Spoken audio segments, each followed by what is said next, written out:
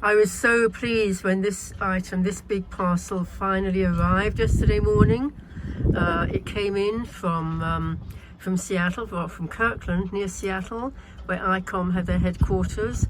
And inside, it should be my radio, my tuner, possibly the handset, which will probably need to be disposed of, being corroded. But it was supposed to have been delivered on Wednesday. Then they changed that to Thursday. I got a message it had been delivered on Thursday, but then they changed their mind. No, it wasn't delivered, although the message said so. And I'm thinking, well, how can it be, how can you say it's been delivered when it hasn't? And then they changed it to Friday. And then I got, again, a message, oh, it's been delivered 5:19 at night, after the office had closed here, of course. And nope, it wasn't delivered. But it said it had been, so I got hold of FedEx, what's going on? We'll chase it up, we'll try and find out what's happened. And I'm thinking, well, how can the guy have said that it's been delivered when clearly, I got the message that it had been delivered. So I went up to have a good look around and find it. And nope, no sign of it anywhere. And then suddenly yesterday, while I was out and about, I came back to find this was here. So thank goodness for that. I was getting really, really worried that somehow my radio and tuner, the whole system basically, was missing. But really good to see it. So now we're going to open the parcel and just take out the rather heavy radio and tuner stuff that's inside. And I should add, it's a very heavy item, 3.5 kilos. So 7 pounds or more. So I'm going to open it up and take it down bit by bit. So here we go. Here's the radio.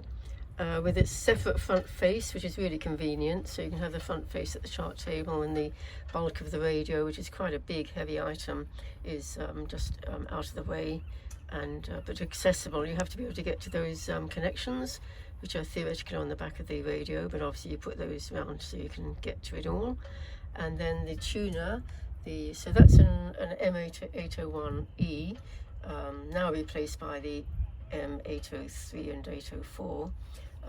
But anyway, so here's the tuner, very good tuner, 8140, same as the 8141, identical except for the label, and the front face there. So all very nicely repaired, well, just checked over.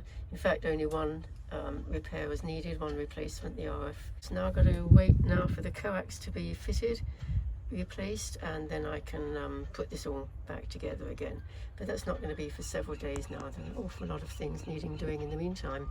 So we'll get there. Well, today's job is continuing on with trying to get rid of all these extra cable ties through the boat. I'm trying to remove one cable, which happens to be the coax cable from the radio in the chart table area, the nav table area, back to the aft cabin. And every time, the original cables that were put in were these two here, the black and the white, with a thick, really thick. I'm having to, I can't easily remove that. I'm having to store it away. And then every time each of these other ones has been added in, at some point in time, another cable tie has been added into the system, and the whole lot around the original two. So now I've got just at 2 or 3 points here, I've actually removed that many cable ties. And until I remove them all, I can't take this old white cable away. You can see it's well in place. So that is my problem. And I've got down from the radio down to below the chart table here. And now I'm trying to work my way back through, over the bilges, and then down through the aft cabin. So a slow process, but just takes time to sort it all out. Of course, as I'm going along removing cable ties, I am temporarily placing a tie just in a minimal amount of places. 1, 2 here, maybe another one over there, just to hold things in place until I've changed. And of course, without that cable I'm trying to remove included in the tying in. So then I'll possibly just put the odd cable tie on the new cable when I've run that finally. So yeah, it's a lengthy process, and I have to remove the floor each time, each section of floor, which isn't always easy. Unscrew it and take it away, and then figure out how to get it back again. So quite a bit of work going on here, and it's all taking a time, but it will get done. The new length of coax cable arrived today. Really pleased. I mean, that came really quickly. It was here within a day of ordering it, so that's good. Along with, I got 3 PL59, that PL259s they are actually, but I got an extra just in case there was a problem with the one. So that's going to get soldered to the core of the cable, or the middle bit there has to be exposed and pushed into the connector, and then that will be soldered in place, and then the outside of the connector will be crimped. So of course, in order to do that, first of all the old cable now has to be taken out, removed, and this new cable put in place. And yeah, my friend Carl is going to come by on Saturday to help me do that. So by the end of Saturday, hopefully that will be in place, ready for the fixing of the connectors. Probably Monday morning, when there's someone here at the Berkeley Marine Centre who has the relevant equipment. So yep, another job on its way to being done.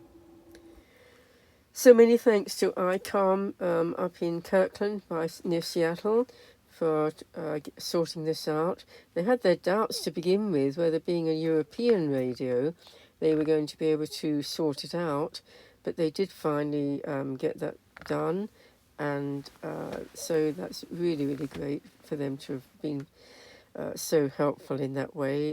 They got it back to me as fast as they could, and so on Monday, once the connectors are in place, the whole radio system can be put back together and checked over, and looking forward to using it again and getting hold of my various friends, either on the radio or of course on other sailing yachts as I travel around. It'll be really nice to have the use of the radio.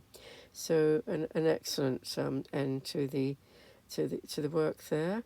Of course, we still have to get that coax out, the old one out and the new one in, and get those ends on. But once that's done, radio in place, all ready to go. So thanks to everyone concerned. I've had a lot of radio friends concerned that I would have a problem, but thanks to everyone concerned. Thank you very much, and to Icom as well.